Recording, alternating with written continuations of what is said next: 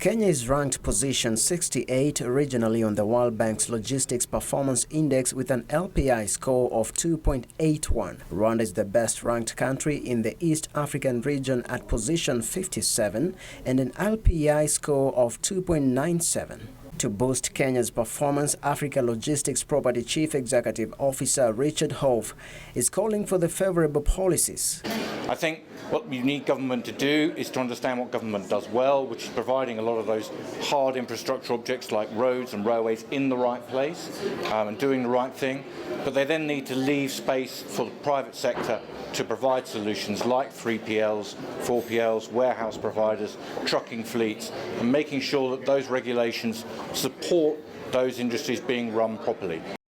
He says there is also need to address infrastructural and IT systems challenges to revolutionize the industry. Simple examples like environmental laws properly applied for trucks. We all want trucks that are safe and clean, and for that you need a government to be committed to enforcing regulations which make those trucks safe and clean. And I think we've all seen trucks on Kenyan roads which are not safe and are not clean.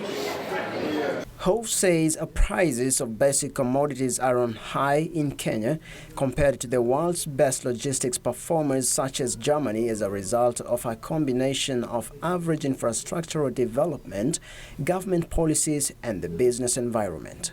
Everyday products for Kenyans are higher than they are in other markets, and one of the reasons, not the only reason, but one of the reasons is the high logistics costs.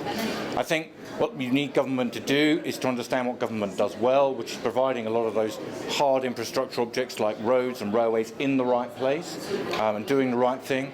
But they then need to leave space for the private sector to provide solutions. The efficiencies that are created around utilizing grade A warehousing, multi-user warehousing, onwards and the transport again, which is part of that to the final customer, keeps the costs down, which makes sure that when you go to the shops, you're paying less for services and for products. So essentially, it's about an efficient supply chain and having the different elements within it that provide for that efficiency.